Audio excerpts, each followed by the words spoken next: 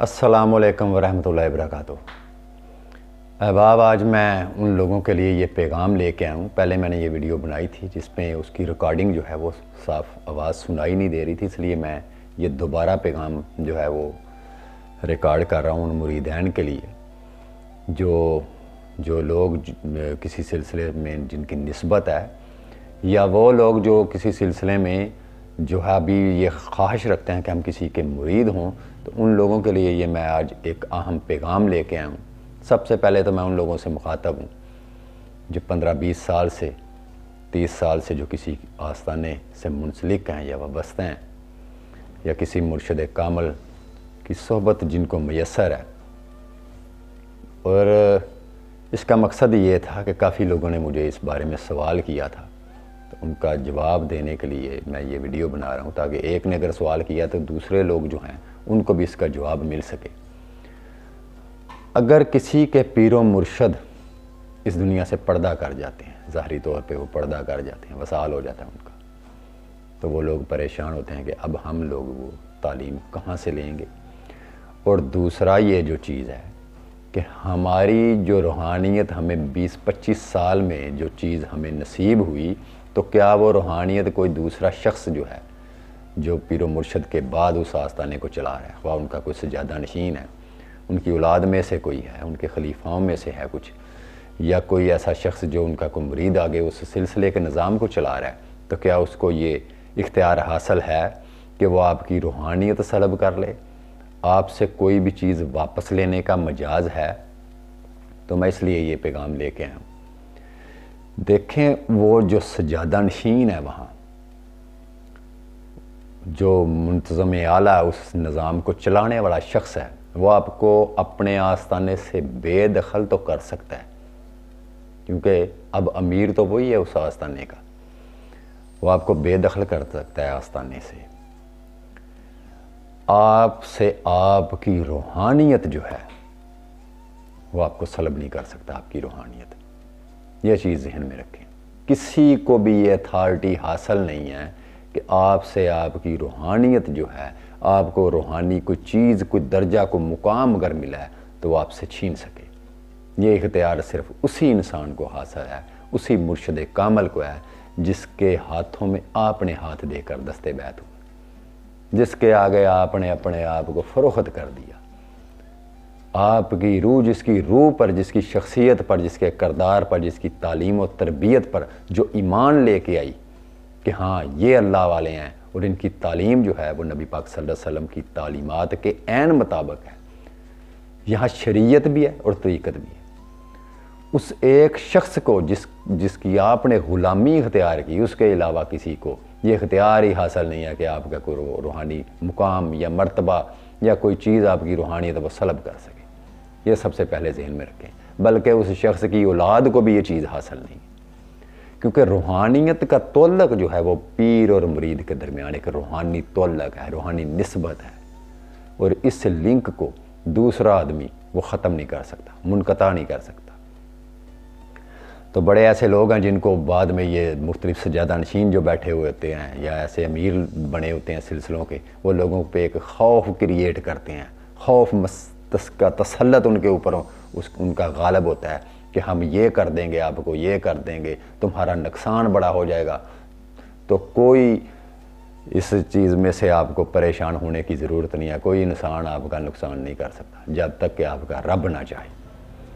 جب تک آپ کا رب یہ نہ چاہے گا، کوئی شخص آپ کو نقصان نہیں دے سکتا، نہ آپ کی روحانی زندگی کو۔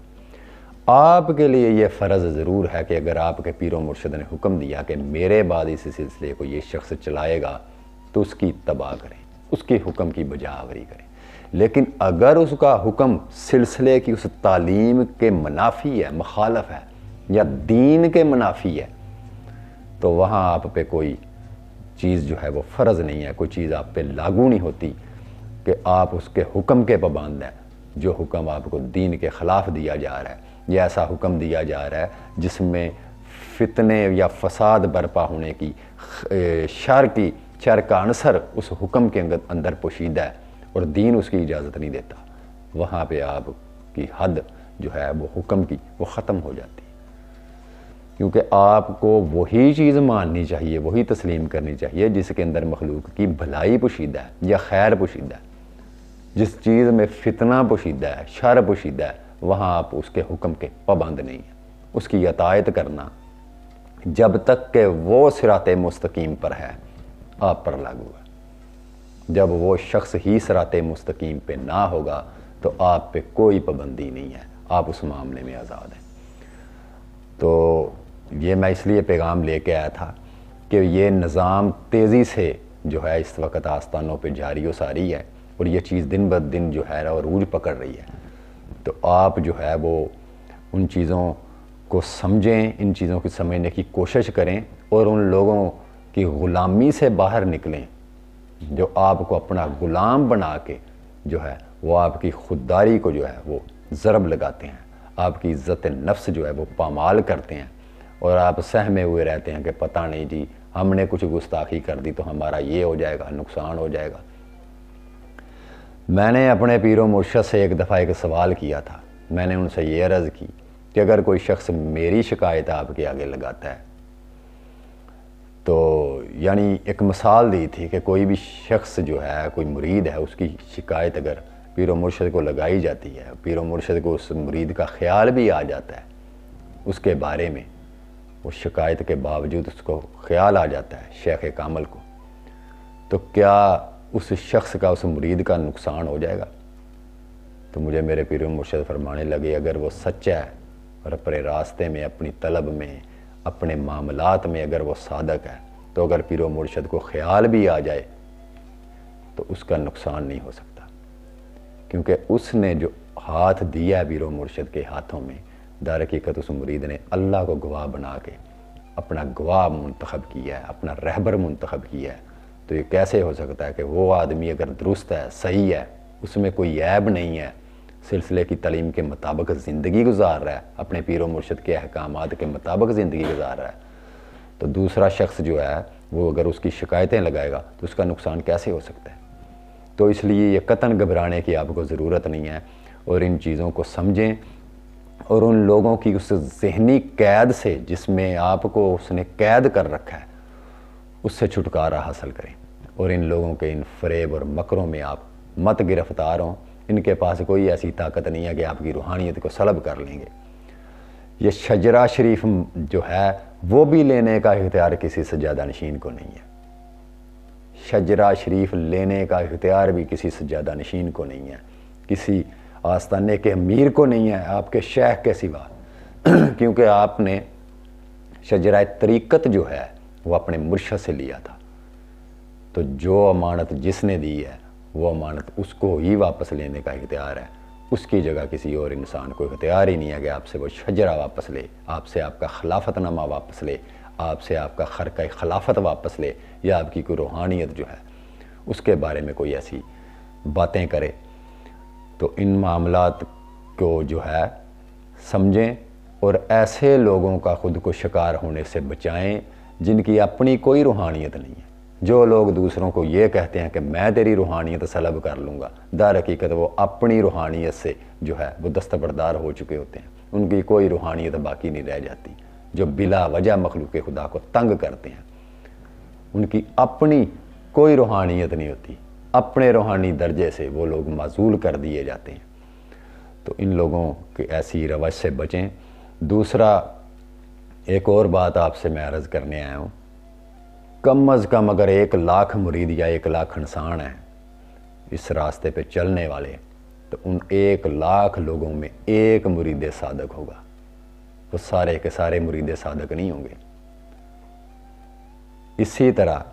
کم از کم 1,000 جو شیخ خود ہونے کا کہتے ہیں کہ ہم شیخ ہیں،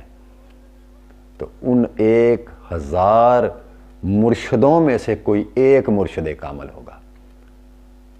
سارے کے سارے جو ہے وہ مرشد کامل نہیں ہوں گے۔ جس طرح مرشد کامل نایاب ہے اسی قدر مرید صادق جو ہے بلکہ وہ مرشد کامل سے بھی نایاب ہے، یہ ذہن میں رکھیں۔ کم از کم 1,00,000 لوگوں میں کوئی ایک مرید صادق ہوگا۔ اسی لیے داتا گنج بخش جویری رحمۃ اللہ علیہ سے جب ایک شخص نے سوال کیا کہ کسی مرشد کامل کے بارے میں بتائیں، میں ان کی غلامی اختیار کرنا چاہتا ہوں، تو آپ نے فرمایا کہ مرشد کامل تو بہت مل جائیں گے، को मुरीद सादक मिले तो वो मुझे बताओ, वो बहुत कम लोग मिलते हैं।